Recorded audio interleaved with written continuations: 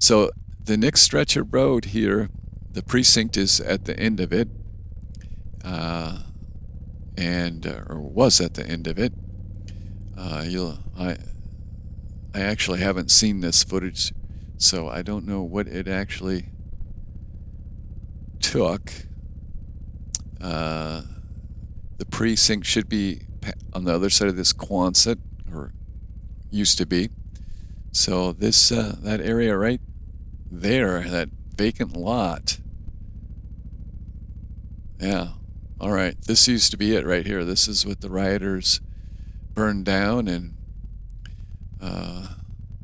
we'll see other. Across the street is the Target Cub that was looted. Yep, the precinct used to be right there. It's all fenced off. Got the razor wire up. There was burning screen left. Destruction. Looks like this building has not recovered yet either. So this was ground zero of the rioting. And what we'll see on the recovery side, it's been about 10 months, is that a little bit of, I don't know what to call it, pandering to the masses. You'll see that by the corporates and the small businesses as well. There was a great deal of fear and I guess trying to identify with the sympathies of the rioters, but I don't know if the sympathies of the rioters were the sympathies of the protesters. So there doesn't seem to be a whole lot of news in that area. This is a Ducati up in front of us, and this guy likes to crowd the line as well. He doesn't ride behind the vehicles. So we are coming up to really just about the end of the riot zone, and we'll turn around and see what's on the westbound side. We're headed towards the Mississippi River right now, and we'll make that about face. We're westbound right now. Not much to see at this end of Lake Street. It's a full-on, that may have been a bank. One of these banks got destroyed, and we'll pretend we didn't see that red light, but now we're getting closer here, and you can see the attempt to identify with the rioters and the protesters. That is sort of the flavor of this area, the demographics. It's sort of ironic that their own would take to such a destructive act, I guess. And so many of the citizens try to build this area up, I guess, in a night. Others can destroy it. You can see the boards are on the windows all around here. So there was a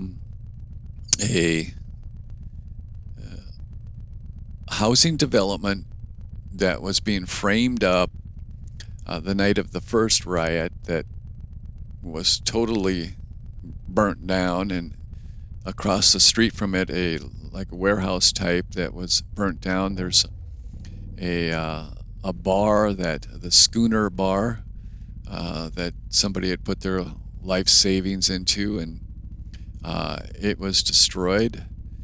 There used to be a smoke shop here somewhere. It looks like it's been taken out. So yeah, you see this multi-housing complex right here. That's come up in a year. That used to be that was burnt down the first night, the first riot, and Schooner Bar screen right. So we'll take the motorcycle on a bit of route down memory lane and look at before and after. This is the Thursday after the first night of rioting. You're looking at a multi-housing complex that was framed, screen left, and a warehouse-type building that got burnt down. You can see the water pouring out of it onto the street. And now we are going down the street with a new multi-housing complex built screen left, and that warehouse somewhat demolished. There's still some brick and mortar up. I don't know what they plan to do with it.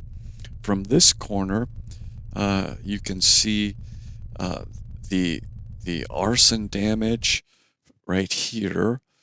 This was planned to be a multi-housing mixed use, I suppose. And across the street here is the Target Cub complex, and there are, I don't know if they're property management surveillance cameras in these mobile units right here that were passing by, but they were actually present during the riots too, but got destroyed. The Target was looted, the Cub was looted. We'll see next day photos Thursday morning where there are people driving through taking photographs, and there's also people sort of sifting through to see and picking up stuff. They're still going into the Target facility, and I don't know what kind of shape it's in interior wise. I imagine it's been pretty much ransacked, but you can see the slogans on the wall that pretty much have the flavor of the slogans that are currently along Lake Street. And so the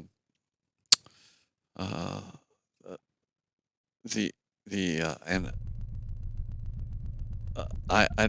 pandering may be a misnomer, misuse of the words, but the victims do seem to pander to the perpetrators, and we'll see that coming up. The second precinct, screen left, no longer there. The Arby's burned out. This is a protest march on Sunday, at 6th Street and 5th Avenue in downtown Minneapolis. And this is Central Avenue, preparing for the 3rd Ward precinct protests, pleading with protesters not to burn their building down because children are inside. This is the 3rd Ward precinct, again in preparation for protest riots. And that pretty much is the before and after, and it is to be considered us. That is us. We are not to be pointing fingers, but to be aware that historically there are heightened periods of outbursts that lead to settling of powers, and we never quite know how those are going to turn out, but we do try to align ourselves, and maybe that's what the pandering is all about, sort of an alignment, and I don't know if it's based on principle or based on fear, who can say, but we are aware that there are forces larger than ourselves, and that what we build up over a lifetime, our dreams can be dashed in a moment. And isn't that a profound reality of humanity? And I guess a demonstration of God's goodness to us in keeping death and destruction from us if we turn to Him.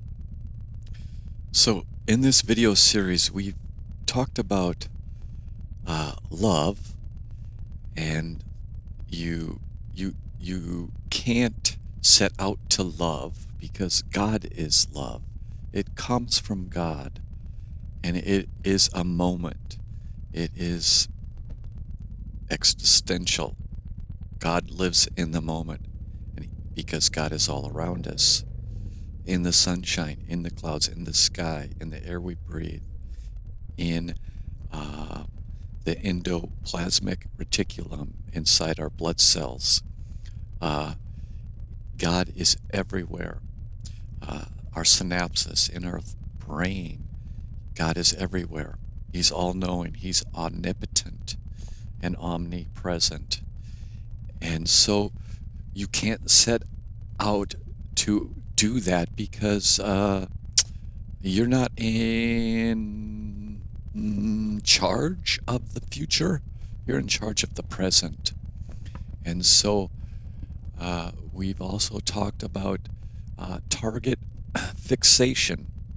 And when you want to avoid something, don't fixate on it. Fixate on where you want to go.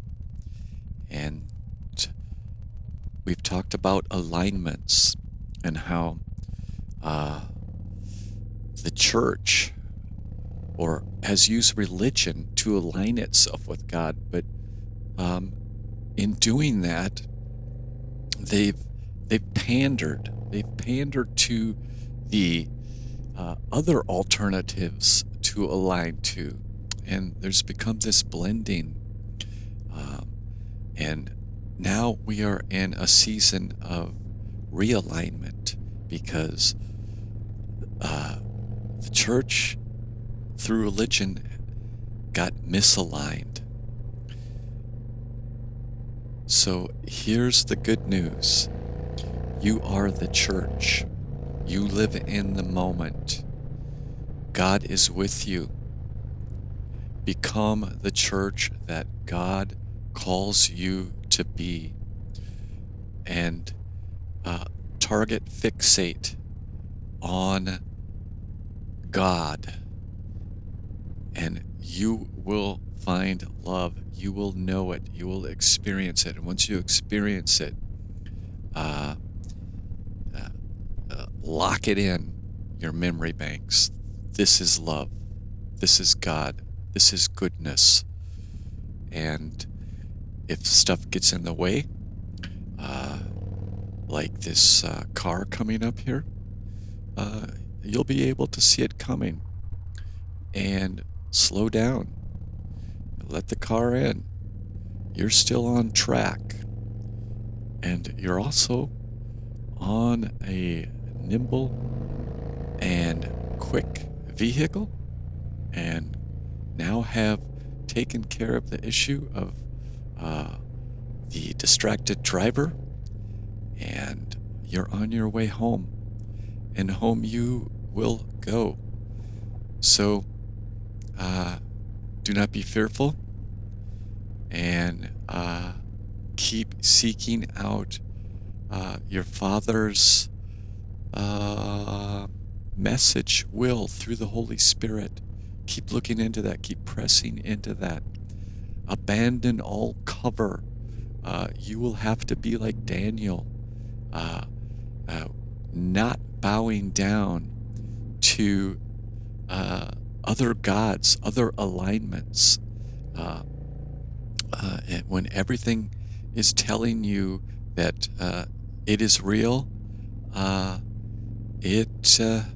it will pass. The things that are not God will pass. God will be eternal, is eternal, and that eternal moment is right now. So grab onto it.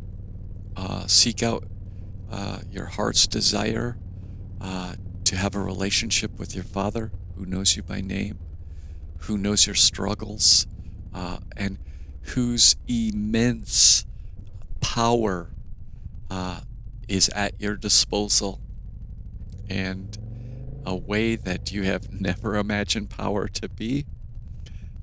Gentle and all-encompassing. That is that's probably the end of the ride for today. Thanks for joining me.